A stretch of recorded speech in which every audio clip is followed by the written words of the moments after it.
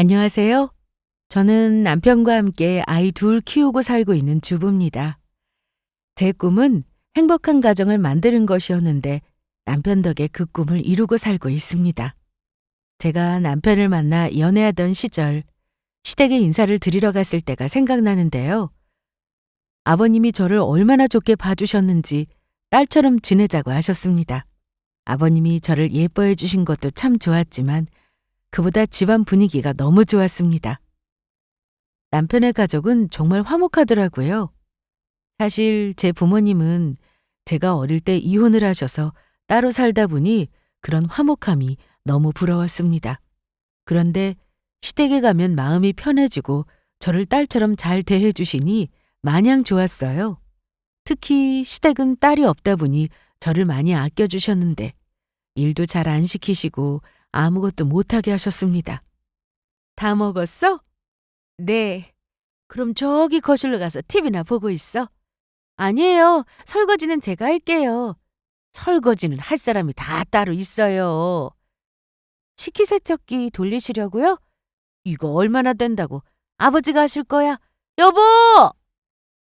알았어. 설거지는 내가 해야지. 아휴. 이렇게 힘을 줘서 닦아야 깨끗하더라고. 그래야 힘 좋은 남자가 설거지하는 거야. 너 그거 몰랐지? 시댁에 가면 어머님이 맛있는 밥도 해주시고 아버님은 설거지를 하셨습니다. 그런 환경에서 자란 남편은 아버님 대신 직접 설거지를 하기도 했고요.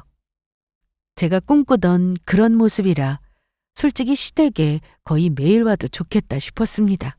저는 결혼 후 1년 만에 첫 아이를 가졌는데 임신 기간 내내 시어머니 사랑을 넘치도록 받았습니다. 임신 초기 입덧이 심해서 거의 누워만 있었는데 어머님은 제가 좋아하는 음식을 사러 먼 곳까지 지하철을 타고 다녀오시기도 했습니다. 미니야, 이건 입에 맞아? 네, 너무 맛있어요. 다행이네. 내가 넉넉하게 사와서 냉동실에 넣어뒀으니까 이따가 대우 퇴근하고 오면 데워달라고 해서 먹어. 네가 직접 하지 말고. 그 정도는 제가 해도 되는데요. 이럴 때 실컷 시켜. 대우 씨는 평소에도 너무 잘해요, 어머님. 그래? 내가 교육 하나는 잘 시켰네. 그런데 안 힘드셨어요? 지하철로 1시간도 넘는 거리인데. 뭐 힘들어? 운동한다 생각하고 갔다 왔더니 괜찮아. 저는 그렇게 행복한 임신 기간을 보내고 무사히 출산도 했습니다. 조리원에서 2주간 있다가 친정엄마가 사시는 집으로 가려고 했는데 엄마도 일을 하셔서 제대로 봐주지 못하실 것 같다고 하여 그냥 집으로 왔습니다. 그런데 어머님이 아직 무리하면 안 된다고 하시면서 시댁으로 오라고 하셨습니다. 친구들은 시댁에 왜 들어가냐면서 불편해서 하루도 못 버틴다며 차라리 돈 써서 이모님을 부르라고 하더라고요. 하지만 이미 어머님이 어떤 분인지 겪어봤기 때문에 고민 없이 시댁으로 갔어요. 집보다 시댁이 더 크기도 했고 남편도 집에서 혼자 편하게 출퇴근하면 되겠다 싶었습니다. 어머님은 확실히 아이를 보는데 정말 능숙하셨습니다. 저는 모유 수유를 하느라 아이와 거의 붙어 있었는데 어머님은 그런 저를 위해 매 끼니 다른 반찬으로 밥도 차려주시고 아이 목욕도 시켜주셨습니다. 아버님은 사업하시느라 퇴근 시간이 일정하지 않았는데 제가 아기와 시댁에 들어온 뒤로 거의 매일 일찍 들어오셨습니다. 그런데 남편도 집이 아닌 시댁으로 퇴근을 할 때가 많았어요. 아니, 태호 너는 왜 여기로 왔어? 내일 출근하는데 집으로 가지 않고? 애 아빠가 애 보러 오는 게 당연하죠, 엄마. 그럼 얼른 보고 가. 오늘은 여기서 자고 갈래요. 뭐? 저도 애 보고 싶단 말이에요. 시댁에서 너무 편하게 지내다 보니 저는 원래 2주만 있다가 집에 오기로 했는데 1달을 꽉 채웠습니다. 사실 1달도 좀 아쉬웠어요. 그런데 어머님이 잠도 제대로 못 주무시고 힘든 게 눈에 보여서 더는 안 되겠다 싶어 집으로 갔습니다. 시부모님도 너무 좋으시고 남편도 자상한 사람이다 보니 저는 항상 감사한 마음으로 살았습니다.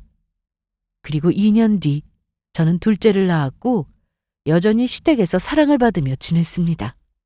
아이들도 시댁에 가면 시부모님을 정말 잘 따랐고요. 저는 성격이 그리 살가운 편은 아니었습니다. 남편과 연애할 때도 애교가 없다 보니 오히려 남편이 저에게 애교를 부릴 때가 많았거든요. 이런 제 성격에 결혼해서 시부모님한테 잘하려고 애쓰다 보니 어렵게만 느껴질 때도 많았는데 부침성 있게 하려고 노력하고 어머님하고 얘기도 많이 나누고 하다 보니 금방 친해지게 되었네요.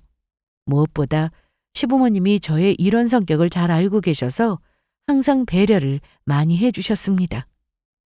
시댁은 명절을 제외하고도 제세가 좀 많은 편이었어요. 큰 집이라 명절에는 친척분들도 많이 오셨고요. 그래서 어머님과 제가 할 일이 많았는데 힘든 건 없었습니다. 오히려 북적북적한 그런 분위기가 좋아서 시댁 가는 게 싫거나 하진 않았어요. 그렇게 행복한 결혼 생활을 하던 중 동서가 들어오게 되었습니다.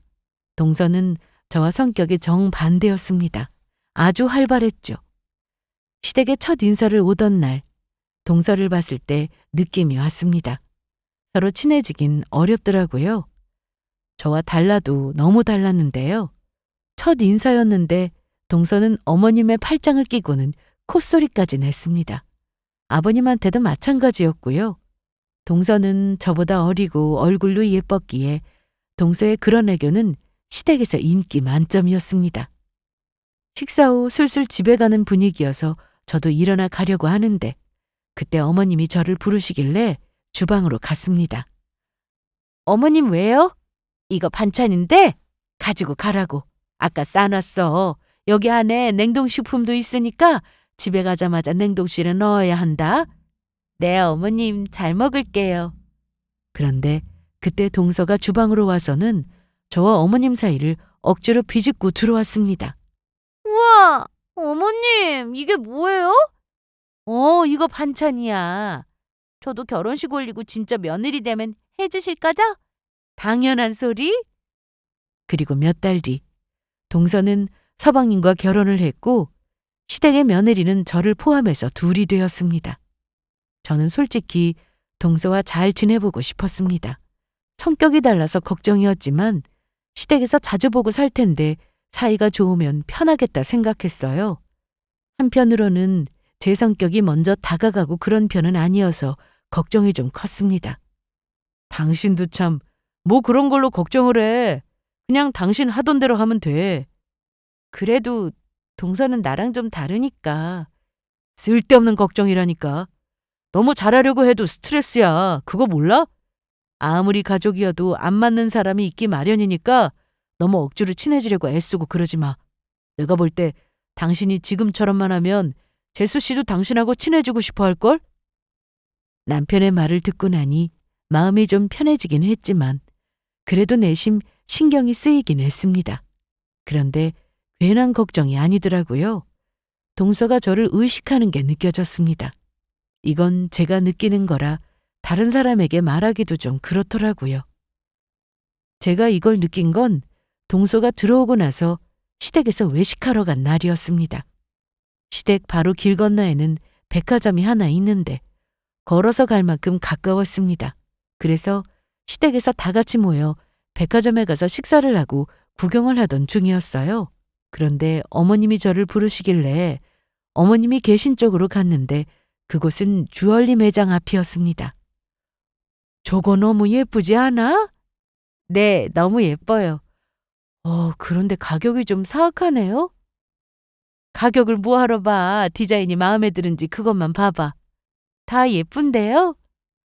내가 미니 너한테 하나 사주고 싶어서 그러니까 골라봐. 아니에요, 어머님. 이거 너무 비싸요. 네가 내 며느리로 들어오고 나서 고생 많이 하는 것 같아서 그래. 그 많은 제사도 불평 없이 다 하고. 제가 뭐 한 게 있나요? 요즘 며느리들이 그런 거 좋아해? 다 싫어하지. 그런데 그때 동서가 뒤에서 막 뛰어오더니 여기서 뭐 하세요?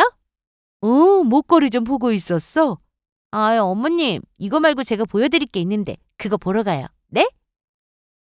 그러면서 동서는 어머니 팔짱을 끼고는 저를 앞질러서 가버렸습니다. 동서의 행동이 기분 나쁠 때가 참 많았지만 뭐라고 하지는 않았습니다. 지적하기도 애매했고요. 얼마 뒤 추석이 되어 저희는 또 시댁에 갔는데 저는 남편과 전날 도착해서 음식을 준비하고 있었습니다. 큰 상을 2개나 이어붙여서 차례상을 차려야 했기 때문에 음식의 양도 정말 많았는데요. 아버님이나 남편까지 모두 같이 하다 보니 힘든 것도 모르고 했습니다. 이날 동서와 서방님은 저녁 늦게나 되어서 왔습니다. 그런데 남편의 사촌 형제들도 와 있었는데 동서가 저에게는 인사를 하는 둥 마는 둥 하더니 다른 친척들한테 가서 하하호호 얘기하며 웃고 떠들더라고요. 그렇다고 동서한테 가서 왜 인사를 그렇게 하냐고 따지는 것도 웃기고 그러려니 했습니다. 음식을 하느라 바쁘기도 했고 가족들이 다 모인 자리에서 괜히 분위기를 안 좋게 만들고 싶지도 않았고요. 큰애야, 너 안방으로 잠깐 와봐. 네, 어머님. 한참 음식을 하고 있는데 어머님이 저를 방으로 따로 부르셔서 갔습니다. 어머님 왜요? 자, 이거 봐봐. 어머님이 저에게 주신 건 저번에 백화점에서 봤던 그 목걸이였습니다. 그때 마음에 드는 디자인을 골라보라고 하셔서 한참 쳐다봤는데 그걸 어머님이 알아보셨는지 정확하게 그 목걸이를 사셨더라고요. 이걸 언제 사셨어요? 다음날 네 아버지랑 가서 사왔지? 이거 고르려고 했던 거 맞지? 네, 그런데 너무 비싸요, 어머님. 내가 며느리한테 이 정도도 못 해줘? 둘째 보면 또 난리 나니까 얼른 넣어둬. 감사합니다. 다음에 애들 여기다 맡겨놓고 우리 아들하고 둘이 데이트하러 갈 때 하고 나가.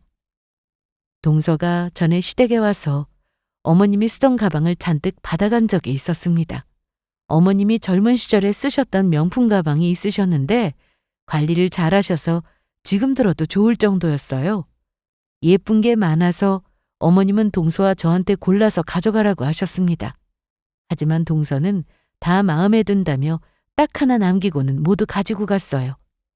가방 욕심이 딱히 없던 저는 그 남은 것도 너무 좋아서 감사하다고 말씀드리고 가져왔습니다. 그런데 어머님은 그게 좀 마음에 쓰이셨는지 저만 따로 불러서 선물을 주신 것 같다는 생각이 들었습니다.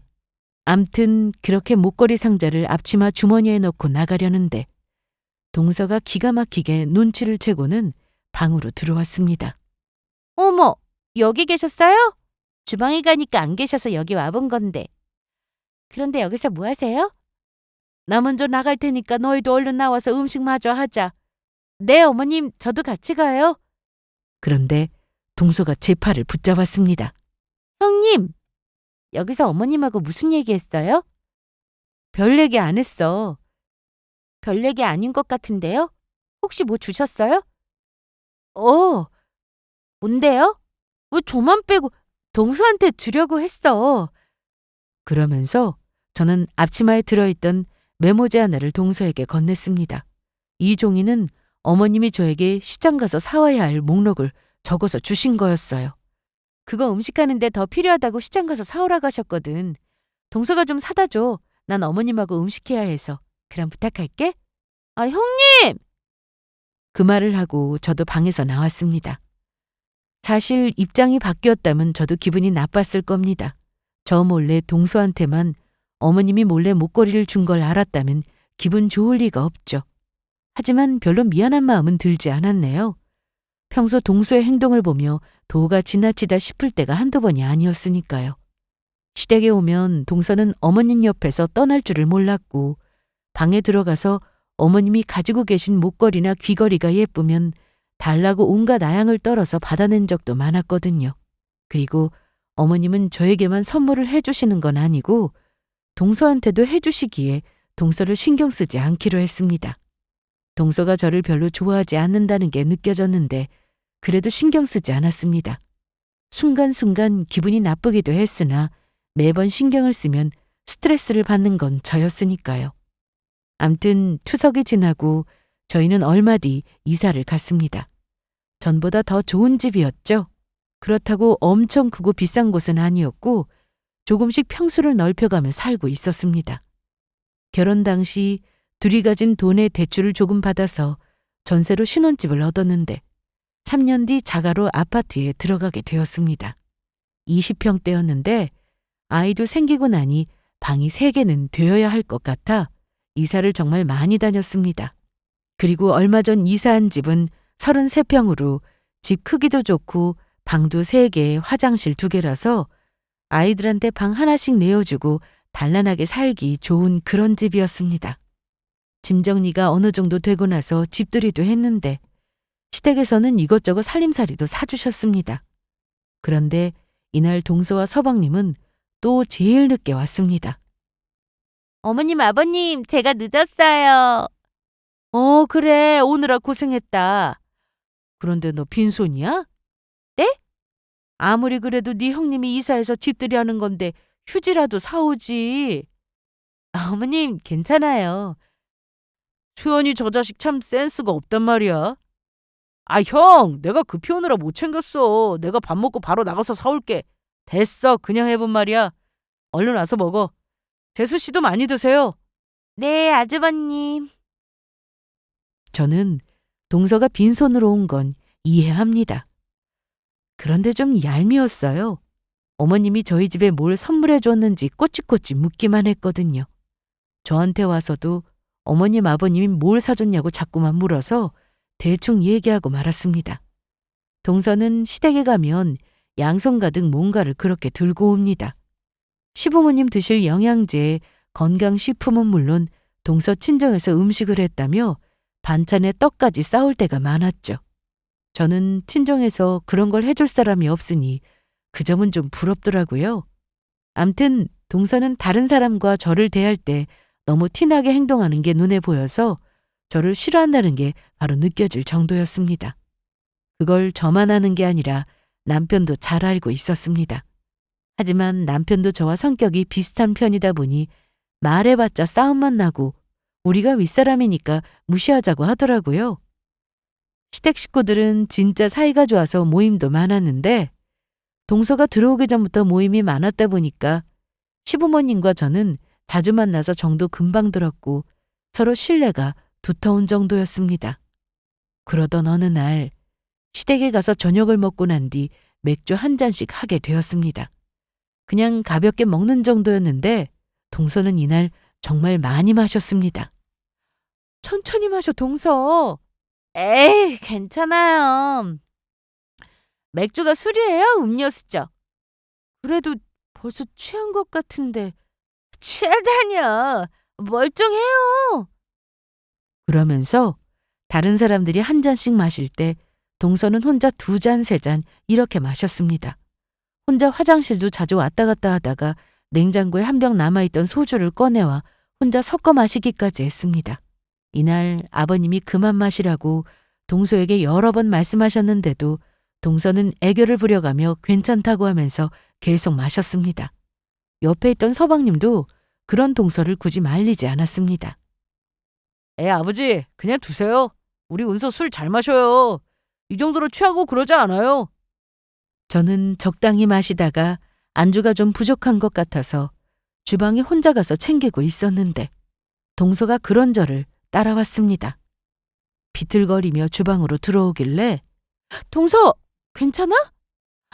물이라도 마실래? 그런데 이때 동서가 갑자기 정색을 하며 멀쩡한 목소리로 형님, 저랑 얘기 좀 해요. 그래서 저희는 세탁실로 가서 따로 얘기를 나눴습니다. 동서, 취한 거 아니었어? 취하다뇨. 그거 먹고 무슨 취해요. 그래. 그런데 무슨 할 말이 있어서 그래? 제가 형님한테 뭐 잘못한 거 있어요? 갑자기 그게 무슨 말이야? 아니, 왜 다들 형님만 찾고 그러는 건데요? 왜 형님만 다들 좋아하냐고요? 혹시 저 몰래 가족들한테 뇌물이라도 준 거 아니에요? 어머님, 아버님께 선물 드리고 용돈 드리고 그러는 거 아니냐고요? 이때 저는 동서가 좀 무서웠습니다. 말투나 목소리 이런 게 무서웠다는 게 아니라 보통이 아니라는 생각에 무서웠어요. 가족들 앞에서는 취한 척하고 제 앞에서는 다시 멀쩡한 모습으로 돌아와 저렇게 말하니까 소름이 돋기도 했습니다.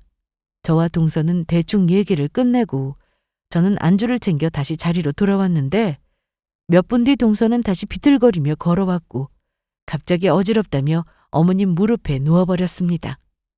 정말 대단하더라고요. 동서, 아까 나랑 얘기할 때는 안 취해 보이던데? 네? 에이, 무슨 말씀이세요? 저 완전 취했어요. 어지러워. 어머님, 저 여기 조금만 더 누워있을게요. 그래, 그래. 에이, 그러길래 적당히 좀 마시지. 내일 속 쓰릴 텐데 큰일이네. 그럼 어머님이 해장국 끓여주세요. 네? 진짜 나 같은 시어머니 없다. 안 그래? 그럼요. 어머님 최고. 동서는 정말 배우를 해도 될 정도로 연기가 수준급이었습니다. 저는 첫째를 낳고도 계속 회사를 다녔는데 둘째가 태어나면서부터는 직장 생활이 쉽지 않아 결국 쉬게 되었습니다. 그래서 외벌이가 되었죠. 저와 남편은 전보다 벌이도 줄고 아이는 둘이나 되니 돈 나갈 곳도 많아 아껴 쓰며 살았습니다. 한 달 뒤가 어머님 생신이라 저는 좋은 선물을 해드리고 싶었는데요. 어머니께 옷 사드릴까? 아니면 가방? 그래도 현금이 제일 낫지 않을까? 그러네. 현금 들여서 알아서 쓰시라고 하면 되겠다. 그래, 현금이 최고지. 그래서 남편과 얘기 끝에 저희는 100만 원을 드리기로 했습니다. 마음 같아서는 더 드리고 싶었는데 맞벌이였다면 가능했겠지만 외벌이라서 적당히 결정한 금액이었습니다. 내년 생신 때 조금 더 챙겨드리는 걸로 하고 이번엔 이렇게 드려야지 했어요. 남편이 그래도 좋은 회사에 다니고 있어서 외벌이로 부족함 없이 살고 있었는데 저까지 같이 벌었더라면 더 좋았을 걸 하는 아쉬움이 있었네요. 아무튼 어머님 생신 때 케이크도 하나 맞춰서 시댁의 아이들과 함께 갔습니다. 이날 나가서 외식하기로 했기 때문에 남편이 미리 식당을 예약해둔 상태였습니다. 어서 와, 우리 손주들. 어머님, 화장하셨어요? 너무 고우세요. 너무 진하지 않아? 좀 지울까? 에이, 엄마, 보기 좋아요. 그냥 두세요. 그런데 수연이는 아직 안 왔어요? 곧 도착한다고 전화 왔어. 얘는 꼭 이렇게 늦더라. 나도 차 막힌다는데 별 수 있어? 동서네가 오면 바로 나갈 생각으로 시부모님과 거실 소파에 앉아 있었는데 얼마 되지 않아 바로 동서와 서방님이 도착했습니다. 그런데 동서가 준비한 어머님의 선물은 대단했습니다. 명품백을 사왔더라고요. 자, 다 왔으니까 얼른 갑시다. 잠시만요, 아주버님. 이것만 어머님께 드리고요. 선물은 우리 다녀와서 보자. 안 돼요. 이거 열어보는 거 5분도 안 걸리니까 얼른 보세요. 그러면서 동서는 자기가 들고 온 커다란 쇼핑백에서 상자 하나를 꺼내더니 그 안에서 가방을 꺼냈습니다. 아니, 너네 무슨 돈이 있다고 이걸 사왔어? 이 비싼 가방을? 이 정도는 할 수 있어요. 어때요? 마음에 드세요? 멋지네. 좋다. 한번 들어보세요. 거울도 보시고요. 이야, 우리 엄마 진짜 멋있다. 동서가 사온 가방은 딱 봐도 신상이었고 300은 넘어 보였습니다. 형님은 뭐 준비하셨어요? 왜 아무것도 없어요? 네? 벌써 드린 거예요? 난 아까 봉투 드렸어. 봉투요? 아, 현금 드렸구나. 얼마요? 얼만데요? 뭘 그렇게 물어? 우리 식당 예약한 시간 늦겠다. 얼른 나가자. 동서는 결혼과 동시에 회사를 그만뒀습니다. 서방님 혼자 일을 하는데 서방님도 집에서 거리가 있는 중소기업에 다니느라 사옥에서 생활하다가 주말에만 집에 간다고 했습니다. 그래서 한 달 월급이 그렇게 크지는 않다고 들었는데 저런 명품백을 사와서 저도 좀 놀라긴 했습니다. 이날뿐만 아니라 동서는 시댁에 갈 때면 항상 양손에 뭔가를 들고 가는데 그러다 보니 동서한테 따로 돈이 좀 있는 건가 생각이 들기도 했죠. 시댁은 아버님이 젊은 시절부터 사업을 하셨기 때문에 여유가 있는 편이었는데 제가 결혼하고 나서 한참 잘 되다가 동서가 들어온 시기에 조금씩 문제가 생기기 시작했습니다. 처음에는 원래 사업이라는 게 잘 될 때도 있고 그러지 못할 때도 있으니 크게 걱정하지 않았어요. 남편에게 얘기해도 걱정할 정도는 아니니 괜찮다고 했고요. 그런데 남편이 퇴근하고 시댁에 가는 날이 많아지면서 아버님 사업에 문제가 보통 일이 아니라는 걸 알게 되었습니다. 좀 어때? 많이 심각해? 그런 것 같아. 아버지가 어떻게든 막아보려고 하시는데 잘 모르겠다. 어떻게 해야 하는지. 내일 내가 좀 알아보기로 했어. 아빠가 아는 변호사가 있다고 하셔서 찾아가 보려고. 그 정도야? 어, 얘기 들어보니까 심각하네. 잘 풀려야 할 텐데. 그래야지. 내가 그렇게 해야지. 남편의 말을 들어보니 같이 일하는 직원 한 명이 횡령을 하게 되면서 자금에 문제가 생겼고 아버님이 다른 곳에서 자금을 융통해서 처리했지만 문제가 그뿐이 아니라고 했습니다. 힘든 고비를 넘기고 나면 또 문제가 생기다 보니 아버님의 사업은 결국 망하게 되었는데 시댁은 어쩔 수 없이 이사를 가야 하나 하던 상황에 이르게 되었습니다. 시댁은 시부모님이 정말 오래 산 집이었는데 동네 사람들도 다 알고 그런 동네를 벗어나 다른 곳으로 가야 하니 어머님이 많이 속상해 하시는 게 눈에 보였습니다. 이 문제로 아버님과 어머님은 정말 자주 다투셨는데 결국 집은 그냥 두고 어머님과 아버님이 가지고 계셨던 다른 재산을 싹 다 처분하기로 하셨습니다. 아버님은 계속해서 사업을 다시 일으켜 세우겠다 하셨지만 가족들 반대로 사업도 완전히 접게 되셨습니다. 그런데 이런 상황에 동서가 보이지 않았습니다. 서방님도요. 동서는 원래 시댁에 자주 왔고 어머님 아버님께 잘 보이려고 애쓰는 그런 사람이었어요. 그렇지만 힘든 일이 있으면 어떻게든 안 하려고 하던 그런 사람이기도 했죠. 얄미웠지만 제가 윗사람이니 항상 그냥 넘어갔습니다. 암튼 동서는 무슨 일이 있든 시댁에 꼭 찾아갔는데 이런 상황에 안 보이니 좀 이상했어요. 시댁이 어려운 상황이니 동서가 진작에 와서 도움을 줄 거라고 생각했는데 아니었죠. 동서는 시댁에서 가진 재산을 다 처분했다는 소식을 들은 이후에는 아예 발걸음을 하지 않았습니다. 그래도 전화 정도는 가끔 한다고 들었는데 전화나 문자도 안 한 지 오래되었다고 하더라고요. 한마디로 시댁이 부자였을 때는 그렇게 잘했는데 시댁이 망하고 나니 명절이고 생신날이고 아예 오지 않았어요. 아버님 생신 때는 집안 분위기도 그래서 가족끼리 모여 시댁에서 저녁을 먹었습니다. 그런데 이날 동서나 서방님은 참석하지 않았습니다. 어머님도 동서를 찾지 않으셨고 굳이 전화하라는 말씀도 없으셔서 저도 그냥 뒀는데요. 몇 달 뒤 설에도 동서와 서방님은 아무 연락도 없이 시댁에 오지 않았습니다. 저와 남편은 설 전날 시댁에 갔는데 아무래도 동서가 올 기미가 보이지 않아 따로 나와서 동서에게 전화를 걸었습니다. 여보세요? 동서, 나야. 네, 형님. 오랜만이에요. 어떻게 된 거야? 그동안 전화도 안 받고 저번 아버님 생신 때 오지도 않고. 그렇게 됐어요. 그런데 왜 전화하셨어요? 내일 설인데 안 와? 저 지금 남편이랑 친정 왔어요. 그래?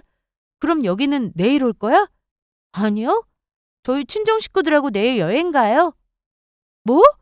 어머니께는 전화 드렸어? 뭐하러 해요. 그리고 형님만 대표로 가면 되지 저까지 갈 필요 있어요? 이제 거지시댁은 안 갈게요. 잘해봤자 돌아올 것도 없는데 그냥 연 끊고 싶어요. 뭐라고? 아니 동서 무슨 말을 그렇게 해? 거지? 그리고 연을 끊는다는 말을 뭐 그렇게 쉽게 해?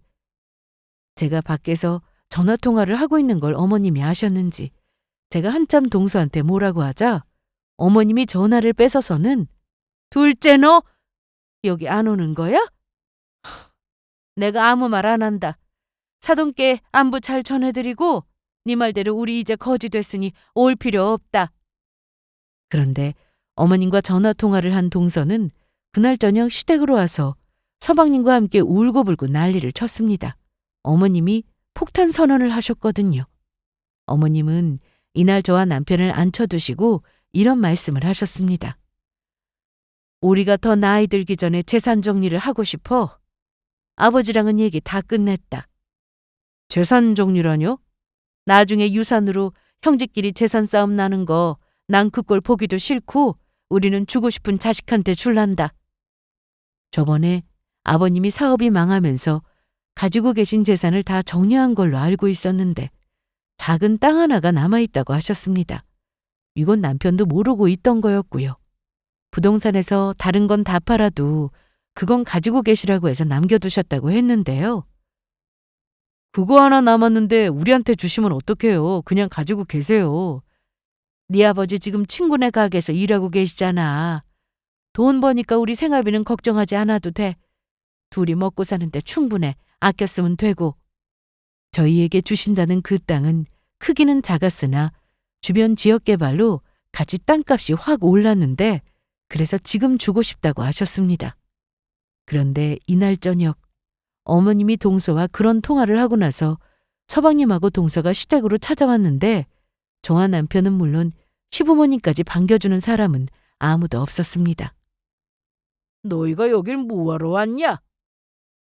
아버지, 그게 다 무슨 소리예요? 아까 엄마가 형한테 땅 준다고 그랬다는데 사실이에요? 그거 확인하려고 달려온 거냐? 아니, 왜 형 혼자 그 재산을 다 가져요? 형제가 나눠야지. 안 그래요? 이러면 안 돼요. 네 형한테 주는 게 아니라 내 첫 며느리한테 주는 거다. 말은 똑바로 해. 뭐라고요? 어머님, 어떻게 그러실 수 있어요? 저는요. 왜 저한테는 안 주세요? 아버님은 부모 앞에서 재산을 나눠 갖네 만회하니 화가 많이 나셨습니다. 특히 서방님은 소송 얘기도 꺼내며 피상속인이라는 말을 썼는데 뭐야? 나랑 네 엄마 이렇게 살아있는데 상속 얘기가 왜 나와? 나쁜 자식 같으니라고. 그게 아니라 아버지, 이건 말도 안 되는 거죠. 재산을 왜 형수님이 가져요? 우리는 자식 아니에요? 맞아요. 아버님, 어머님, 이거 정말 아니라고 봐요. 저 결혼하고 시댁에 정말 잘했어요. 어머니 그거 아시죠? 동서는 그동안 뭔가를 바라고 효도를 했던 겁니다. 저 결혼하고 나서 남편 월급으로 살면서 비싼 명품 하나 없이 살았어요. 남들 다 있는 명품 지갑 없이 저 브랜드도 없는 거 들고 다녔다고요. 그런데 어머님 생신 때 제가 명품백 사드린 거 카드비까지 내가면 사드렸는데 어쩜 저한테 이러실 수 있어요? 김장 때도 형님 못 온다고 해서 저 혼자 와서 어머님 도왔잖아요. 그래, 너 말 잘했다. 네가 내 생일날 비싼 명품 가방 사줘서 나 기분 좋았다. 너네 형편 뻔히 아는데 돈 모아서 샀나 보다 생각했어. 그런데 뭐 빚을 내? 누가 빚내가면서 그런 선물을 사달라고 했냐? 가져가라. 자! 이런 가방 부담스러워서 못 들겠다. 선물은 받는 사람도 기분 좋아야지. 그렇게 주면 안 되는 거야. 그리고 김장? 네 형님은 사돈어른 편찮으시다고 해서 병원 때문에 못 온 거다. 그날 네가 내 앞에서 우리 첫째 며느리 욕을 얼마나 했는지 기억은 해? 내가 귀가 다 아플 지경이었어. 그러지 말라고 해도 계속하고 돕는다고 와서는 입만 바쁘게 움직였지 네가 한 게 뭐 있냐? 내가 다 해놓은 거 통에 담고 수육해놓은 거 그대로 싸서 집으로 가져간 게 너다. 아니냐? 그래도 와준 게 고마워서 김치도 싸주고 고맙다는 말도 했어. 수고비도 돈으로 줬다. 그런데 뭘 했다고 생색을 내는 거야? 이날 어머님은 그동안 쌓인 게 많으셨는지 끝도 없이 말씀하셨습니다. 어머니 그래 입 안 다물어? 네가 그동안 우리 첫째한테 얄밉게 군 거 내가 모르는 줄 알아? 은근슬쩍 내가 안 볼 때 티 안 나게 놀고 네 형님만 죽어라 일하게 하다가 내가 볼 때만 열심히 하는 척. 그래도 요즘 젊은 며느리들은 시댁 가는 거 싫어한다고 해서 내가 너희 둘 오는 거 고마워서 잘해주려고 애썼다. 첫째는 내가 말 안 해도 알아서 잘해. 그런데 네 앞에서 첫째 얘기하면 비교될까 봐 가만히 있었더니 네가 정말 잘해서 칭찬받은 줄 알아? 엄마, 그래도 이 사람한테 너무하신 거 아니에요? 너도 똑같아. 네 아버지 사업 때문에 힘들어하셨을 때 전화 한 통 한 적 있냐? 네 형만 왔다 갔다 법으로 어떻게 해볼 수 없는지 얼마나 고생한 줄 알아? 너네는 우리 재산 받을 자격이 없어. 뭐? 연을 끊겠다고? 어떻게 부모한테 그런 말을 해? 내가 여태까지 너네한테 돈을 달라고 했냐? 뭘 했냐? 그리고 둘째 너! 네가 시댁에 와서 한 건 효도 아니야. 효도는 뭘 바라고 하는 게 아니라고. 동서와 서방님은 시부모님께 크게 혼이 나고 돌아갔는데 일주일 뒤 동서가 집으로 찾아왔습니다. 갑자기 동서가 찾아와 당황스러웠어요. 형님, 그 땅 저희도 집은 있어요. 뭐? 아직도 그 얘기야? 재수씨, 그만 가세요. 참나, 저희 소송 생각 중이니까 그렇게 아세요? 그건 몰랐죠? 부모가 자식한테 재산을 마음대로 줘도 법대로라면 정확히 나눠 가질 수 있다는 거. 그래, 어디 한번 해봐. 형님, 법으로 하면 어차피 저희가 이겨요. 그러니까 시간 낭비하지 말고 그냥 주세요. 싫어. 저는 단호하게 싫다고 거절했습니다.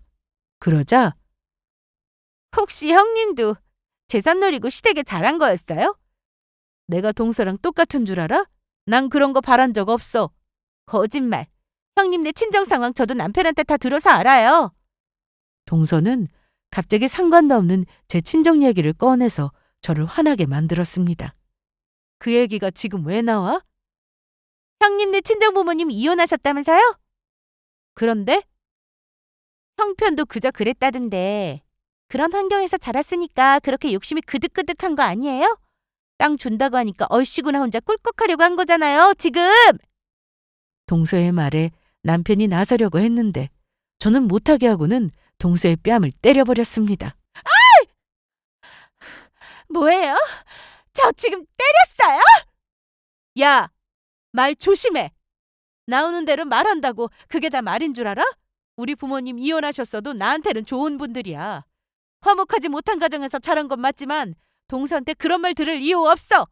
그리고 소송 얼마든지 해봐. 용건 끝났으면 빨리 꺼져. 내가 못할 것 같죠? 기다려요. 그래 해봐. 하나도 안 무서우니까.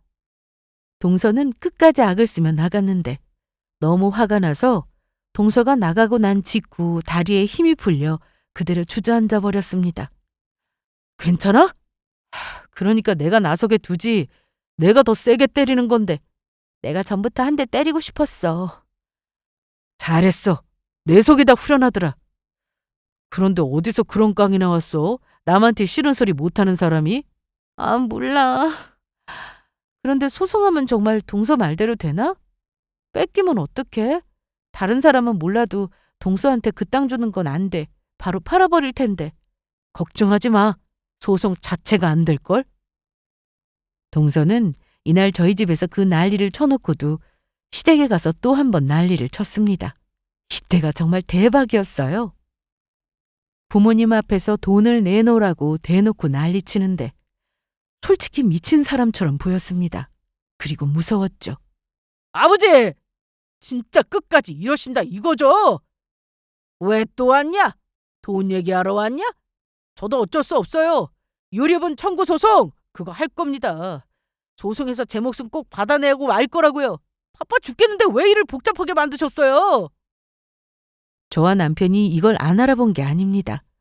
어디서 본 건 있어서 유언대로 자식들한테 재산을 줬다가 못 받는 자식이 소송을 걸면 법대로 줘야 한다고 했던 게 생각이 났거든요.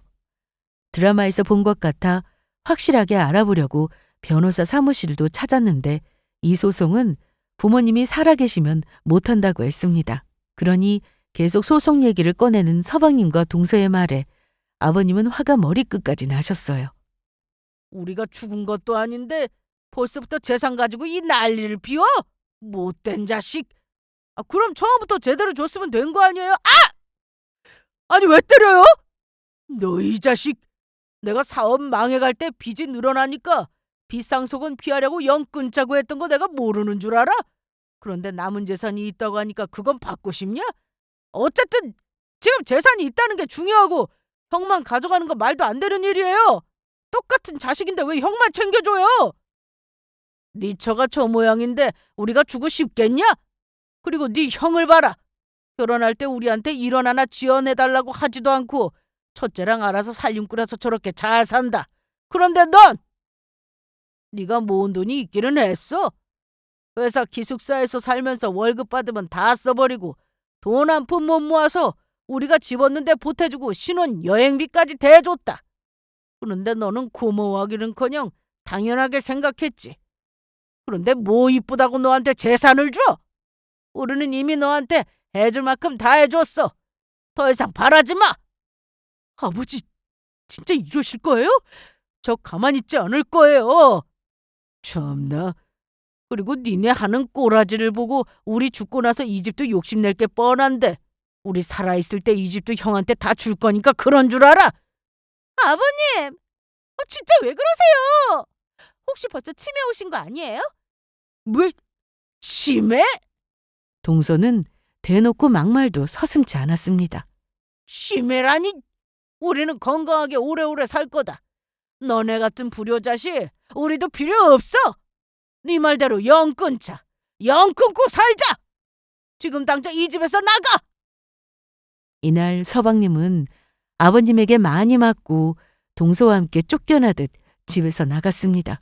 그리고 먼저 연을 끊겠다던 동서는 그날 이후 시댁을 계속 찾았지만 문전박대를 당하고 말았습니다. 저한테도 계속해서 전화를 걸었는데 저는 받지 않았어요. 동서가 끈질기게 계속 연락을 했던 이유는 남편의 말대로 소송 자체가 불가했기 때문이었습니다. 부모님 돌아가시고 나서야 소송을 해볼 수 있다고 하는데 그것도 알아보지 않고 시댁에 와서 막말에 해서는 안 되는 말까지 했으니 저와 남편에게 계속해서 연락을 해왔던 거죠. 저는 시댁에서 받은 땅이 욕심나서 동선애한테 안 주려고 그런 게 아닙니다. 동서나 서방님이나 좋은 사람들이었다면 제가 왜 혼자 그 땅을 갖겠어요? 시부모님을 설득해서 형제간 싸움이 나지 않게 잘 해결하려 했겠죠. 하지만 이건 누가 봐도 말도 안 되는 일이었습니다. 동서는 시댁에 그간 해드린 것들이 카드 할부로 긁은 거라서 서방님이 월급을 받아오면 70%가 카드값으로 나간다고 했습니다. 서방님이 남편에게 전화해서 돈 얘기를 해서 알게 됐어요. 이 자식이 나한테 돈 빌려달라네? 서방님이? 지난달 카드값 못 냈다고 연초됐다고 하는데? 빌려줬어? 돈이 많아도 그 자식한테는 줄 돈 없어. 고생 좀 해봐야지. 그동안 집에서 돈 다 탔으면서 돈 귀한 줄 모르고 커서 그런가 아낄 줄도 몰라. 재수 씨도 똑같고 말이야. 한 사람이라도 돈 아끼는 사람이 있어야지 둘 다 저러면 어쩌냐. 동선의 얘기를 들으니 답답했습니다. 저한테는 친정 형편이 안 좋네 하면서 욕심이 가득하다고 비꼬더니 정작 본인들은 카드값도 못 내고 저렇게 산다고 해서 어이가 없었죠. 저는 평소 하던 대로 시댁과 여전히 잘 지내고 살았는데 대신 애들이 크다 보니 손도 많이 가고 신경 쓰며 사느라 전처럼 시댁에 자주 찾아가지는 못했습니다. 그럼에도 어머님은 종종 집으로 찾아오셔서 애들도 봐주셨어요. 어머님 죄송해요. 제가 좀 늦었죠? 괜찮아. 면접은 잘 보고 왔어? 아직 모르겠어요. 다음 주에 연락 준다고 하네요. 잘 됐으면 좋겠다. 어머님, 저녁 시간 다 됐는데 같이 저녁 드시고 가세요. 그럴까 그럼? 제가 금방 차려드릴게요. 그래, 어디 한번 차려봐. 저는 아이들이 없는 낮 시간에 일할 수 있는 일자리를 찾던 중이었는데 그래서 모집 공고가 뜨면 면접을 보러 다니느라 어머님께 부탁을 하곤 했습니다. 어머님은 제가 뭐든 해보려고 하는 것에 대해서 응원해 주셨기에 너무 감사했습니다. 힘도 났고요. 그렇게 여러 곳에 면접을 보러 다니면서 저는 한 곳에 합격을 했고 아이들을 등원시키고 출근해서 오후 2시까지 일을 하고 퇴근하는 생활을 시작했습니다. 월급은 적어도 일할 수 있음에 너무 감사했어요. 그리고 시부모님이 주신 땅은 저와 남편이 잘 관리하고 있었는데 전과 달라진 점이 있다면 그 땅에 저희가 건물을 올렸습니다. 큰 건물은 아니었어요. 땅이 워낙 작기도 해서 그에 맞게 올렸는데 얼마 전부터 건물 수익도 조금씩 들어오고 있습니다. 남편의 월급만으로도 충분히 생활이 가능했기에 건물 수익으로는 시부모님 용돈도 조금씩 드리고 해외여행 갈 계획도 세우고 있습니다. 동서네와는 여전히 아무 연락도 하지 않고 지냅니다. 차단을 했기 때문에 전화가 오는지는 모르지만요. 남편은 그래도 동생이니까 서방님과 가끔 통화는 하는 것 같은데 여전히 생활이 어렵다고 들었어요. 카드값으로 생활비를 다 써버리면 현금이 없어서 또 카드를 쓰고 악순환의 연속이라고 했죠. 남편도 마음이 약해서 도와주고 싶은 마음이 있는 것 같은데 그래도 여기서 도와주면 정신 못 차린다고 하더군요. 그래도 남편은 아직은 도와주면 안 된다고 하면서 더 지켜봐야 한다고 했습니다. 저는 지금 너무 행복합니다. 동서내가 그렇게 되어서 행복하다는 게 아니라 시부모님과 여전히 잘 지내고 있고 하는 일도 생겼고 남편과 아이들 아프지 않고 건강한 것이 너무 좋습니다. 큰 욕심 부리지 않고 살다 보니 좋은 일은 절로 찾아오는 것 같아요. 앞으로도 더도 말고 덜도 말고 이렇게만 살면 좋겠다 싶습니다. 그럼 제 사연은 여기서 이만 마치도록 하겠습니다. 긴 사연을 끝까지 들어주셔서 감사드립니다.